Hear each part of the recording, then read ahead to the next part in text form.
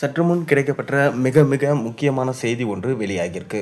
அதாவது திமுக தலைவர் ஸ்டாலின் இந்த முறையும் 200 தொகுதிகளுக்கு மேலே ஜெயிச்சு 2வது முறையாக ஆட்சி அமைக்கணும் என்று தனது மாவட்ட நிர்வாகிகளோட அவர் ஆலோசனையில் ஈடுபட்டதா சொல்லப்பட்டது. ஆனால் இப்போது நடந்து கொண்டிருக்கும் நிலவரப்படி அவர் கண்டிப்பாக எதிர்க்கட்சி அந்தஸ்தை கூட பெற மாட்டார் அப்படின்னு தான் சொல்லப்படுது. ஏன்னா எடப்பாடி பழனிசாமியான அதிமுகவோட தலைவர் பிஜேபியோட கூட்டணி வச்சுட்டாரு. மேலும் தாவேகா தலைவரான விஜய் கிட்ட பேச்சுவார்த்தை நடத்தி பெற்று வராரு. இதன் மூலமாக விஜயும் அதிமுக கூட்டணியில் இணைஞ்சால் கண்டிப்பாக அது பக்கபலமாக இருக்கும் என்று அவர் எதிர்பார்க்குறாரு. அது மட்டும் இல்லாமல் ஊர் ஊராக சுற்றுப்பயணம் மேற்கொள்ள போகிறாராம். இந்த பயணத்தின் மூலமாக திமுகவுடைய ஆட்சியின் நிறை மற்றும் குறைகளை அவர் எடுத்து சொல்ல போகிறாரு. அநேகமாக குறைகளை தான் அதிகமாக எடுத்து சொல்லுவார். அவர் ஆட்சியில் கொடுக்கப்பட்ட வாக்குறுதிகள் எதுவுமே நிறைவேற்றப்படலை அப்படின்னு சொல்லிட்டு அவர் சொல்லி எல்லா பிரச்சாரங்களையும் பண்ண போகிறாராம்.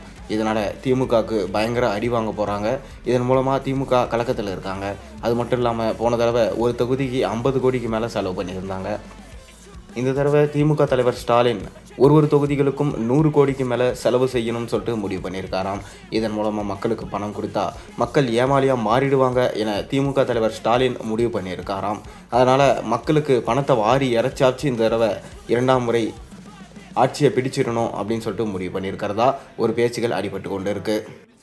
ஆனால் திமுக தலைவர் எதிர்க்கட்சி அந்தஸ்தை கூட இழந்துடுவார் அப்படின்னு தான் எடப்பாடி பழனிசாமி அவர்கள் சொல்லிட்டு வராரு. அதற்கு காரணம் அவங்க சொன்ன வாக்குறுதிகளை சுத்தமாக நிறைவேற்றவே இல்லை. இதனால் தொடர்ந்து சுற்றுப்பயணம் மேற்கொள்ள போகும் எடப்பாடி பழனிசாமி தொடர்ந்து அவரோட விமர்சனங்களை வைக்க போகிறாராம்.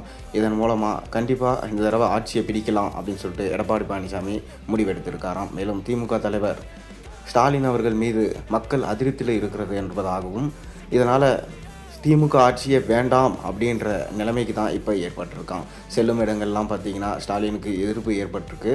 அது மட்டும் இல்லாமல் திமுக ஆட்சியில் இந்த 4 வருட காலங்களில் அவங்க இது வரைக்கும் எவ்வளோ ஊழல்கள் பண்ணாங்க, அதன் மூலமாக நீதிமன்றங்களில் எந்த அளவுக்கு கேஸ் நடந்து கொண்டு இருக்குது, இன்னும் எந்தெந்த அமைச்சர்லாம் மாட்ட போகிறாங்க, இதை நினைக்கும் போது கண்டிப்பாக திமுக ஆட்சியை புறக்கணிக்க வேண்டும்.